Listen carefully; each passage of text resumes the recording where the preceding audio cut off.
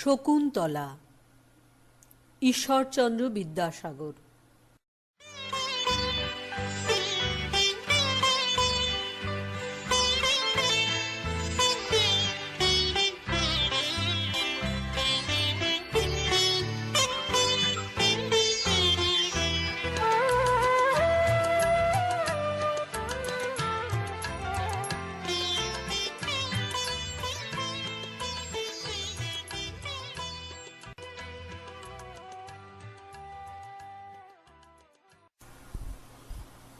সপ্তম পরিচ্ছেদ। রাজা দানব জয় কার্যে ব্যাপৃত হইয়া দেবলোকে কিছুদিন অবস্থিতি করিলেন।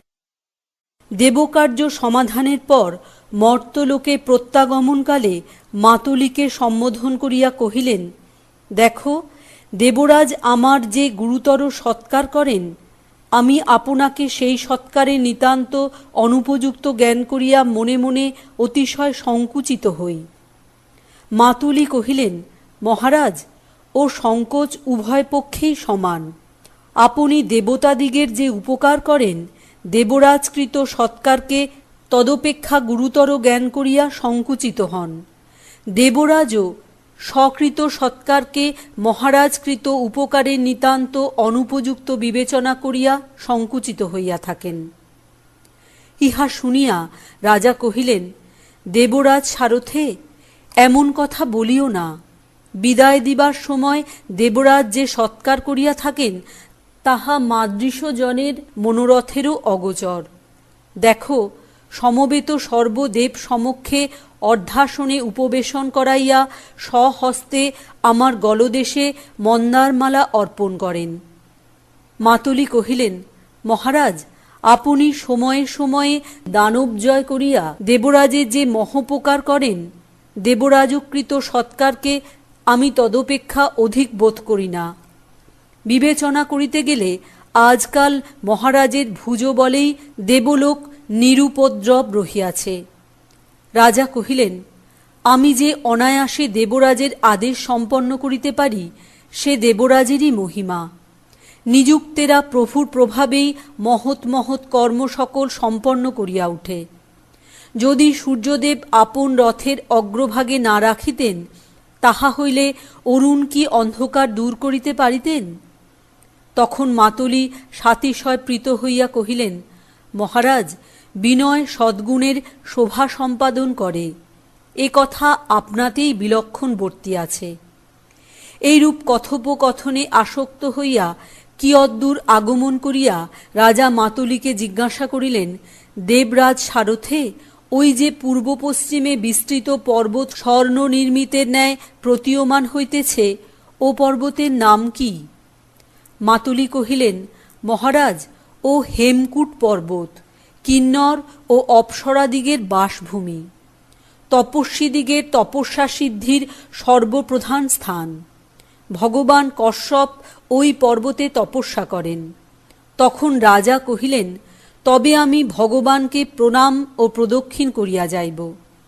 এতাদৃশ মহাত্মার নাম শ্রবণ করিয়া বিনা প্রণাম প্রদক্ষিণ চলিয়া যাওয়া অবিধেয়। তুমি রথ স্থির করো, আমি এই স্থানেই অবতীর্ণ হইতেছি। মাতুলি রথ স্থির করিলেন। রাজা রথ হইতে অবতীর্ণ হইয়া জিজ্ঞাসা করিলেন, দেবরাজ সারথে, এই পর্বতের কোন অংশে ভগবানের আশ্রম? মাতুলি কহিলেন, মহারাজ, মহর্ষির আশ্রম অধিক দূরবর্তী নহে, চলুন, আমি সমভিব্যাহারে যাইতেছি। কিয়দ্দূর গমন করিয়া এক ঋষিকুমারকে সম্মুখে সমাগত দেখিয়া মাতুলি জিজ্ঞাসা করিলেন, ভগবান কশ্যপ এক্ষণে কি করিতেছেন? ঋষিকুমার কহিলেন, এক্ষণে তিনি নিজ পত্নী অদিতিকে ও অন্যান্য ঋষিপত্নীদিগকে পতিব্রতা ধর্ম শ্রবণ করাইতেছেন। তখন রাজা কহিলেন, তবে আমি এখন তাহার নিকটে যাইব না। মাতুলি কহিলেন, মহারাজ, আপনি এই অশোক বৃক্ষের ছায়ায় অবস্থিত হইয়া কিয়ৎক্ষণ অপেক্ষা করুন। আমি মহর্ষির নিকট আপনকার আগমন সংবাদ নিবেদন করিতেছি। এই বলিয়া মাতুলি প্রস্থান করিলেন। রাজার দক্ষিণ বাহু স্পন্দিত হইতে লাগিল। তখন তিনি নিজ হস্তকে সম্বোধন করিয়া কহিতে লাগিলেন, হে হস্ত, আমি যখন নিতান্ত বিচেতন হইয়া প্রিয়াকে পরিত্যাগ করিয়াছি, তখন আর আমার অভীষ্ট লাভের প্রত্যাশা নাই। তুমি কি নিমিত্ত বৃথা স্পন্দিত হইতেছ? রাজা মনে মনে এই আক্ষেপ করিতেছেন। এমন সময়ে, বৎস, এত উদ্ধত হও কেন? এই শব্দ রাজার কর্ণকুহরে প্রবিষ্ট হইল। রাজা শ্রবণ করিয়া মনে মনে এই বিতর্ক করিতে লাগিলেন, এ অবিনয়ের স্থান নহে। এখানে যাবতীয় জীবজন্তু স্থান মাহাত্ম্যে হিংসা, দেশ, মদ, মাৎসর্য প্রভৃতি পরিত্যাগ করিয়া পরস্পর সৌহার্দ্যে কালযাপন করে। কেহ কাহারও প্রতি অত্যাচার বা অনুচিত ব্যবহার করে না। এমন স্থানে কে ঔদ্ধত্য প্রকাশ করিতেছে? যাহা হোক, এ বিষয়ে অনুসন্ধান করিতে হইল। এইরূপ কৌতূহলাক্রান্ত হইয়া রাজা শব্দানুসারে কিঞ্চিৎ অগ্রসর হইয়া দেখিলেন, এক অতি অল্পবয়স্ক শিশু সিংহ শিশুর কেশর আকর্ষণ করিয়া অতিশয় উৎপীড়ন করিতেছে। দুই তাপসী সমীপে দণ্ডায়মান আছেন। দেখিয়া চমৎকৃত হইয়া রাজা মনে মনে কহিতে লাগিলেন, তপবনের কি অনির্বচনীয় মহিমা! মানব শিশু সিংহ শিশুর উপর অত্যাচার করিতেছে। সিংহ শিশু অবিকৃত চিত্তে সেই অত্যাচার সহ্য করিতেছে। অনন্তর তিনি কিঞ্চিৎ নিকটবর্তী হইয়া সেই শিশুকে নিরীক্ষণ করিয়া স্নেহ পরিপূর্ণ চিত্তে কহিতে লাগিলেন, আপন ঔরস পুত্রকে দেখিলে মন যেরূপ স্নেহরসে আর্দ্র হয়, এই শিশুকে দেখিয়া আমার মন সেইরূপ হইতেছে কেন? অথবা আমি পুত্রহীন বলিয়া এই সর্বাঙ্গ সুন্দর শিশুকে দেখিয়া আমার মনে এরূপ স্নেহরসের আবির্ভাব হইতেছে। এদিকে সেই শিশু সিংহ শাবকের উপর যৎপরনাস্তি উৎপীড়ন আরম্ভ করাতে তাপসীরা কহিতে লাগিলেন, বৎস, এই সকল জন্তুকে আমরা আপন সন্তানের ন্যায় স্নেহ করি, তুমি কেন অকারণে উহারে ক্লেশ দাও? আমাদের কথা শুনো, ক্ষান্ত হও, সিংহ শিশুকে ছাড়িয়া দাও ও আপন জননীর নিকটে যাউক। আর যদি তুমি উহারে ছাড়িয়া না দাও, সিংহে তোমায় জব্দ করিবেক। বালক শুনিয়া কিঞ্চিৎ মাত্র ভীত না হইয়া সিংহ শাবকের উপর অধিকতর উপদ্রব আরম্ভ করিল। তাপসীরা ভয় প্রদর্শন দ্বারা তাহাকে ক্ষান্ত করা অসাধ্য বুঝিয়া প্রলোভনার্থে কহিলেন, বৎস, তুমি সিংহ শিশুকে ছাড়িয়া দাও, তোমায় একটি ভালো খেলেনা দিব। রাজা এই কৌতুক দেখিতে দেখিতে ক্রমে ক্রমে অগ্রসর হইয়া তাহাদের অতি নিকটে উপস্থিত হইলেন, কিন্তু সহসা তাহাদের সম্মুখে না গিয়া এক বৃক্ষের অন্তরালে থাকিয়া সস্নেহ নয়নে সেই শিশুকে নিরীক্ষণ করিতে লাগিলেন। এই সময়ে সেই বালক, কই কি খেলেনা দিবে, দাও বলিয়া হস্ত প্রসারণ করিল। রাজা বালকের হস্তে দৃষ্টিপাত করিয়া চমৎকৃত হইয়া মনে মনে কহিতে লাগিলেন, কি আশ্চর্য! এই বালকের হস্তে চক্রবর্তী লক্ষণ লক্ষিত হইতেছে।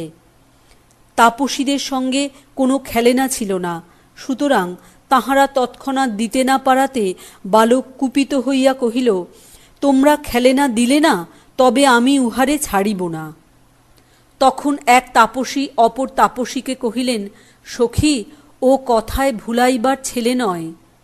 কুটিরে মাটির ময়ূর আছে, তরায় লইয়া আইস। তাপসী মৃন্ময় ময়ূরের আনয়নার্থ কুটিরে গমন করিলেন। প্রথমে সেই শিশুকে দেখিয়া রাজার অন্তঃকরণে যে স্নেহের সঞ্চার হইয়াছিল, ক্রমে ক্রমে সেই স্নেহ গাঢ়তর হইতে লাগিল।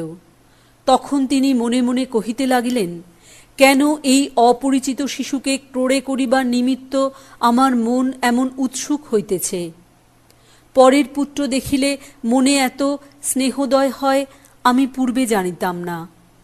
আহা, যাহার এই পুত্র, সে ইহারে ক্রোড়ে লইয়া যখন ইহার মুখচুম্বন করে, হাস্য করিলে যখন ইহার মুখমধ্যে অর্ধ বিনির্গত কুন্দ সন্নিভ দন্তগুলি অবলোকন করে, যখন ইহার মৃদু মধুর আধো আধো কথাগুলি শ্রবণ করে, তখন সেই পুণ্যবান ব্যক্তি কি অনির্বচনীয় প্রীতিপ্রাপ্ত হয়।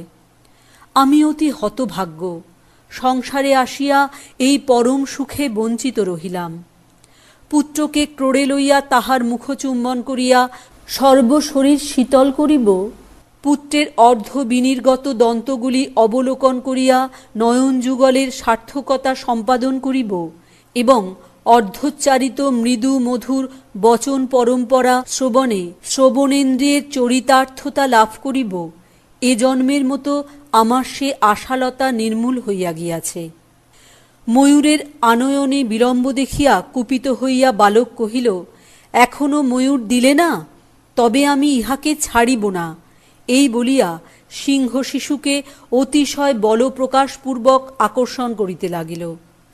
তাপসী বিস্তর চেষ্টা পাইলেন, কিন্তু তদীয় হস্তগ্রহ হইতে সিংহ শিশুকে কোনো মতে মুক্ত করিতে পারিলেন না। তখন তিনি বিরক্ত হইয়া কহিলেন, এমন সময়ে এখানে কোনো ঋষিকুমার নাই যে ছাড়াইয়া দেয়। এই বলিয়া পার্শ্বে দৃষ্টি নিক্ষেপ করিবা মাত্র তিনি রাজাকে দেখিতে পাইয়া কহিলেন, মহাশয়, আপনি অনুগ্রহ করিয়া নিরীহ সিংহ শিশুকে এই দুর্দান্ত বালকের হস্ত হইতে মুক্ত করিয়া দেন। রাজা তৎক্ষণাৎ নিকটে গিয়া সেই বালককে ঋষিপুত্র বোধে তদনুরূপ সম্বোধন করিয়া কহিলেন, ওহে ঋষিকুমার, তুমি কেন তপবন বিরুদ্ধ আচরণ করিতেছ? তখন তাপসী কহিলেন, মহাশয়, আপনি জানেন না, এ ঋষিকুমার নয়। রাজা কহিলেন, বালকের আকার দেখিয়া বোধ হইতেছে ঋষিকুমার নয়, কিন্তু এ স্থানে ঋষিকুমার ব্যতীত অন্যবিধ বালকের সমাগম সম্ভাবনা নাই, এজন্য আমি এরূপ বোধ করিয়াছিলাম। এই বলিয়া রাজা সেই বালকের হস্তগ্রহ হইতে সিংহ শিশুকে মুক্ত করিয়া দিলেন এবং স্পর্শ সুখ অনুভব করিয়া মনে মনে কহিতে লাগিলেন, পরকীয় পুত্রের গাত্র স্পর্শ করিয়া আমার এরূপ সুখানুভব হইতেছে, যাহার পুত্র সে ব্যক্তি ইহার গাত্র স্পর্শ করিয়া কি অনুপম সুখ অনুভব করে তাহা বলা যায় না। বালক নিতান্ত দুর্দান্ত হইয়াও রাজার নিকট একান্ত শান্ত স্বভাব হইল। ইহা দেখিয়া এবং উভয়ের আকারগত সৌসাদৃশ্য দর্শন করিয়া তাপসী বিস্ময়াপন্ন হইলেন। রাজা ওই বালক ঋষিকুমার নহে ইহা অবগত হইয়া তাপসীকে জিজ্ঞাসিলেন, এই বালক যদি ঋষিকুমার না হয় কোন ক্ষত্রিয় বংশে জন্মগ্রহণ করিয়াছে জানিতে ইচ্ছা করি। তাপসী কহিলেন, মহাশয়, এ পুরুবংশীয়। রাজা শুনিয়া মনে মনে কহিতে লাগিলেন, আমি যে বংশে জন্মিয়াছি ইহারও সেই বংশে জন্ম। পুরুবংশীয় দিগের এই রীতি বটে, তাহারা প্রথমত সাংসারিক সুখভোগে স্বচ্ছন্দে কালযাপন করিয়া পরিশেষে সস্ত্রীক হইয়া অরণ্যবাস আশ্রয় করেন। পরে রাজা তাপসীকে জিজ্ঞাসিলেন, এ দেবভূমি মানুষের অবস্থিতির স্থান নহে, তবে এই বালক কি সংযোগে এখানে আসিল? তাপসী কহিলেন, ইহার জননী অপ্সরা সম্বন্ধে এখানে আসিয়া এই সন্তান প্রসব করিয়াছেন। রাজা শুনিয়া মনে মনে কহিতে লাগিলেন, পুরুবংশ ও অপ্সরা সম্বন্ধ, এই দুই কথা শুনিয়া আমার হৃদয়ে পুনর্বার আশার সঞ্চার হইতেছে। যাহা হোক, ইহার পিতার নাম জিজ্ঞাসা করি, তাহা হইলেই সন্দেহ ভঞ্জন হইবেক। এই বলিয়া তিনি তাপসীকে পুনরায় জিজ্ঞাসিলেন, আপনি জানেন এই বালক পুরুবংশীয় কোন ব্যক্তির পুত্র? তখন তাপসী কহিলেন, মহাশয়, কে সেই ধর্মপত্নী পরিত্যাগী পাপাত্মার নাম কীর্তন করিবেক? রাজা শুনিয়া মনে মনে কহিতে লাগিলেন, এ কথা আমারই লক্ষ্য করিতেছে। ভালো, ইহার জননীর নাম জিজ্ঞাসা করি, তাহা হইলেই এককালে সকল সন্দেহ দূর হইবেক। অথবা পরস্ত্রী সংক্রান্ত কোনো কথা জিজ্ঞাসা করা উচিত নয়। আমি যখন মোহান্ধ হইয়া স্বহস্তে আশালতার মূলোচ্ছেদ করিয়াছি, তখন সে আশালতাকে বৃথা পুনরুজ্জীবিত করিবার চেষ্টা পাইয়া পরিশেষে কেবল সমধিক ক্ষোভ পাইতে হইবেক। অতএব ও কথায় আর কাজ নাই। রাজা মনে মনে এই আন্দোলন করিতেছেন, এমন সময়ে অপরা তাপসী কুটির হইতে মৃন্ময় ময়ূর আনয়ন করিলেন এবং কহিলেন, বৎস, কেমন শকুন্ত লাবণ্য দেখো। এই বাক্যে শকুন্তলা শব্দ শ্রবণ করিয়া বালক কহিল, কই, আমার মা কোথায়? তখন তাপসী কহিলেন, না বৎস, তোমার মা এখানে আসেন নাই, আমি তোমায় শকুন্তের লাবণ্য দেখিতে কহিয়াছি। ইহা বলিয়া রাজাকে কহিলেন, মহাশয়, এই বালক জন্মাবধি জননী ভিন্ন আপনার কাহাকেও দেখে নাই, নিয়ত জননীর নিকটেই থাকে, এই নিমিত্ত নিতান্ত মাতৃবৎসল।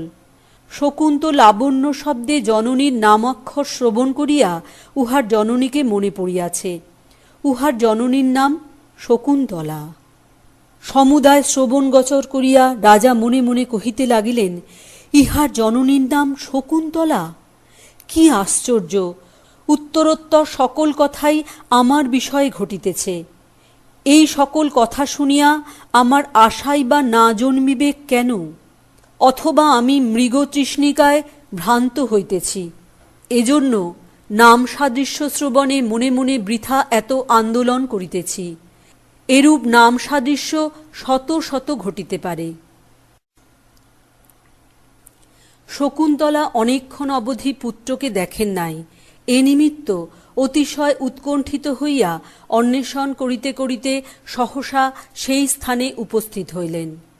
রাজা বিরহকৃশা মলিন বেশা শকুন্তলাকে সহসা সেই স্থানে উপস্থিত দেখিয়া বিস্ময়াপন্ন হইয়া এক দৃষ্টিতে তাহার দিকে চাহিয়া রহিলেন। নয়ন যুগলে প্রবল বেগে জলধারা বহিতে লাগিল। বাক শক্তি রহিত হইয়া দণ্ডায়মান রহিলেন। একটিও কথা কহিতে পারিলেন না। শকুন্তলাও অকস্মাৎ রাজাকে দেখিয়া স্বপ্ন দর্শনবৎ বোধ করিয়া স্থির নয়নে তাহার দিকে চাহিয়া রহিলেন। নয়ন যুগল বাষ্পবাড়িতে পরিপ্লুত হইয়া আসিল। বালক শকুন্তলাকে দেখিবা মাত্র মা মা করিয়া তাহার নিকটে উপস্থিত হইল এবং জিজ্ঞাসিল, মা, ও কে? ওকে দেখে তুই কাঁদিস কেন?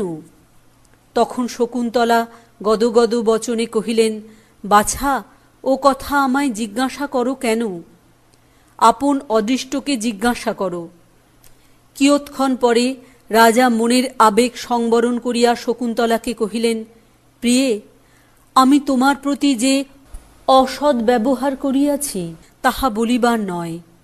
তৎকালে আমার মতিচ্ছন্ন ঘটিয়াছিল, তাহাতেই অবমাননাপূর্বক তোমায় বিদায় করিয়াছিলাম। কয়েক দিবস পরেই সমস্ত বৃত্তান্ত আমার স্মৃতিপথে উপনীত হইয়াছিল। তদবধি আমি কি অসুখে কালহরণ করিয়াছি তাহা আমার অন্তরাত্মাই জানেন। পুনরায় তোমার দর্শন পাইব আমার সে আশা ছিল না। এক্ষণে তুমি প্রত্যাখ্যান দুঃখ পরিত্যাগ করিয়া আমার অপরাধ মার্জনা করো। রাজা এই বলিয়া উন্মূলিত তরুণ ন্যায় ভূতলে পতিত হইলেন। তদ্দর্শনে শকুন্তলা অস্তব্যস্তে রাজার হস্তে ধরিয়া কহিলেন, আর্যপুত্র, উঠো উঠো, তোমার দোষ কি? সকলই আমার অদৃষ্টের দোষ। এতদিনের পর দুঃখিনীকে যে স্মরণ করিয়াছ তাহাতেই আমার সকল দুঃখ দূর হইয়াছে। এই বলিতে বলিতে শকুন্তলার নয়ন যুগল হইতে প্রবল বেগে বাষ্পবাড়ি বিগলিত হইতে লাগিল। রাজা গাত্রোত্থান করিয়া বাষ্পবাড়ি পরিপূরিত নয়নে কহিতে লাগিলেন, প্রিয়ে, প্রত্যাখ্যানকালে তোমার নয়ন যুগল হইতে যে জলধারা বিগলিত হইয়াছিল তাহা উপেক্ষা করিয়াছিলাম। পরে সেই দুঃখে আমার হৃদয় বিদীর্ণ হইয়া গিয়াছিল। এক্ষণে তোমার চক্ষের জলধারা মুছিয়া দিয়া সকল দুঃখ দূর করি।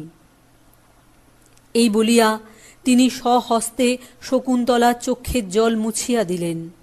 শকুন্তলার শোকসাগর আরও উথলিয়া উঠিল। প্রবল প্রবাহে নয়নে বারিধারা বহিতে লাগিল। অনন্তর দুঃখাবেগের সংবরণ করিয়া শকুন্তলা রাজাকে কহিলেন, আর্যপুত্র, তুমি যে এই দুঃখিনীকে পুনরায় স্মরণ করিবে সে আশা ছিল না, কিরূপে আমি পুনর্বার তোমার স্মৃতিপথে উপনীত হইলাম ভাবিয়া স্থির করিতে পারিতেছি না। তখন রাজা কহিলেন, প্রিয়ে, তৎকালে তুমি আমায় যে অঙ্গুরীয় দেখাইতে পারো নাই, কয়েক দিবস পরে উহা আমার হস্তে পড়িলে আদ্যপান্ত সমস্ত বৃত্তান্ত আমার স্মৃতিপথে আরূঢ় হয়। এই সেই অঙ্গুরীয়। এই বলিয়া স্বীয় অঙ্গুলিস্থিত সেই অঙ্গুরীয় দেখাইয়া পুনর্বার শকুন্তলার অঙ্গুলিতে পরাইয়া দিবার চেষ্টা করিলেন। তখন শকুন্তলা কহিলেন, আর্যপুত্র, আর আমার ও অঙ্গুরীয়ে কাজ নাই। ওই আমার সর্বনাশ করিয়াছিল, ও তোমার অঙ্গুলিতেই থাকুক। উভয়ের এইরূপ কথোপকথন হইতেছে। এমন সময়ে মাতলি আসিয়া প্রফুল্ল বদনে কহিলেন, মহারাজ, এতদিনের পর আপনি যে ধর্মপত্নীর সহিত সমাগত হইলেন, ইহাতে আমরা কি পর্যন্ত আহ্লাদিত হইয়াছি বলিতে পারি না। ভগবান কশ্যপও শুনিয়া সাতিশয় প্রীত হইয়াছেন। এক্ষণে আশ্রমে গিয়া ভগবানের সহিত সাক্ষাৎ করুন, তিনি আপনকার প্রতীক্ষা করিতেছেন। তখন রাজা শকুন্তলাকে কহিলেন, প্রিয়ে, চলো, আজ উভয়ে এক সমভিব্যাহারে ভগবানের চরণ দর্শন করিব। শকুন্তলা কহিলেন, আর্যপুত্র, ক্ষমা করো, আমি তোমার সঙ্গে গুরুজনের নিকট যাইতে পারিব না। তখন রাজা কহিলেন, প্রিয়ে, শুভ সময়ে এক সমভিব্যাহারে গুরুজনের নিকটে যাওয়া দোষাবহ নহে। চলো, বিলম্ব করিয়া কাজ নাই। এই বলিয়া রাজা শকুন্তলাকে সঙ্গে লইয়া মাতলি সমভিব্যাহারে কশ্যপের নিকট উপস্থিত হইলেন। দেখিলেন ভগবান অদিতির সহিত একাসনে বসিয়া আছেন। তখন সস্ত্রীক ষষ্ঠাঙ্গ প্রণিপাত করিয়া কৃতাঞ্জলি পুটে সম্মুখে দণ্ডায়মান রহিলেন। কশ্যপ, বৎস, চিরজীবী হইয়া অপ্রতিহত প্রভাবে অখণ্ড ভূমণ্ডলে একাধিপত্য কর, এই বলিয়া আশীর্বাদ করিলেন। অনন্তর শকুন্তলাকে কহিলেন, বৎসে, তোমার স্বামী ইন্দ্র সদৃশ, পুত্র জয়ন্ত সদৃশ, তোমায় অন্য আর কি আশীর্বাদ করিব? তুমি শচী সদৃশই হও। এরূপ আশীর্বাদ করিয়া কশ্যপ উভয়কে উপবেশন করিতে বলিলেন। সকলে উপবিষ্ট হইলে রাজা কৃতাঞ্জলি হইয়া বিনয়পূর্ণ বচনে নিবেদন করিলেন, ভগবন, শকুন্তলা আপনকার স্বগোত্র মহর্ষি কর্ণের পালিতা তনয়া। মৃগয়া প্রসঙ্গে তদীয় তপবনে উপস্থিত হইয়া আমি গান্ধর্ব বিধানে ইহার পানি গ্রহণ করিয়াছিলাম। পরে ইনি যৎকালে রাজধানীতে নীত হন, তখন আমার এরূপ স্মৃতিভ্রংশ ঘটিয়াছিল যে ইহাকে চিনিতে পারিলাম না। চিনিতে না পারিয়া প্রত্যাখ্যান করিয়াছিলাম।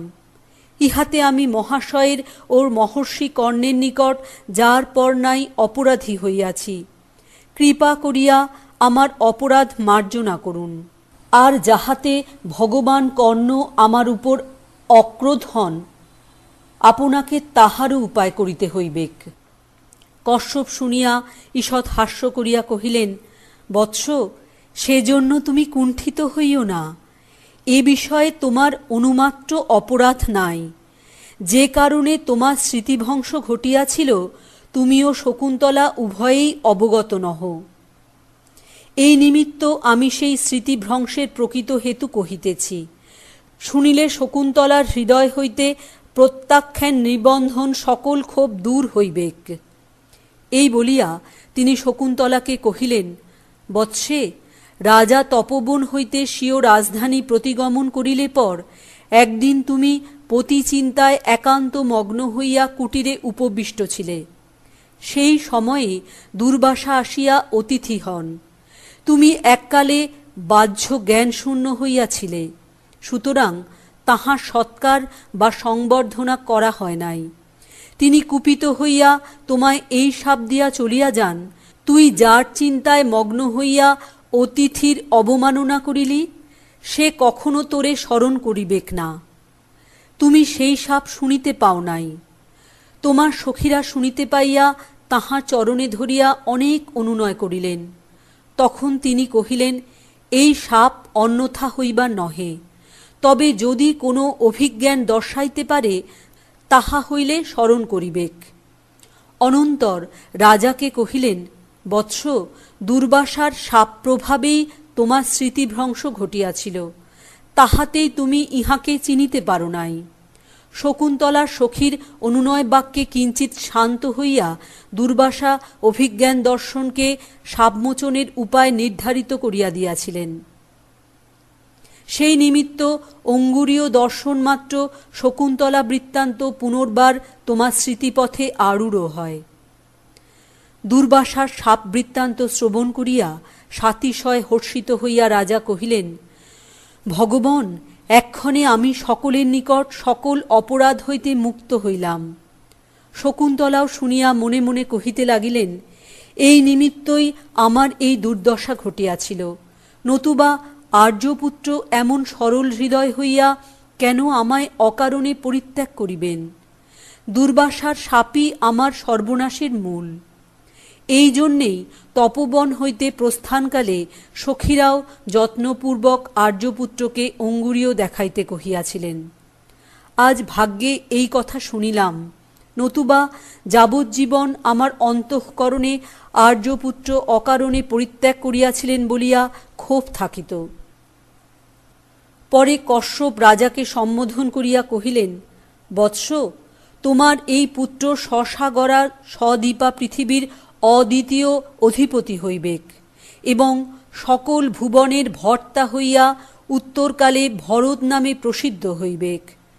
তখন রাজা কহিলেন, ভগবান, আপনি যখন এই বালকের সংস্কার করিয়াছেন, তখন ইহাতে কি না সম্ভবিতে পারে? অদিতি কহিলেন, অবিলম্বে কর্ণ ও মেনকার নিকট এই সংবাদ প্রেরণ করা আবশ্যক। তদনুসারে কশ্যপ দুই শিষ্যকে আহ্বান করিয়া কর্ণ ও মেনকার নিকট সংবাদ প্রদানার্থে প্রেরণ করিলেন এবং রাজাকে কহিলেন, বৎস, বহু দিবস হইল রাজধানী হইতে আসিয়াছ, অতএব আর বিলম্ব না করিয়া দেবরথে আরোহণপূর্বক পত্নী ও পুত্র সমভিব্যাহারে প্রস্থান করো। তখন রাজা, মহাশয়ের যে আজ্ঞা, এই বলিয়া প্রণাম ও প্রদক্ষিণ করিয়া সস্ত্রীক সপুত্র রথে আরোহণ করিলেন এবং নিজ রাজধানী প্রত্যাগমনপূর্বক পরম সুখে রাজ্য শাসন ও প্রজাপালন করিতে লাগিলেন।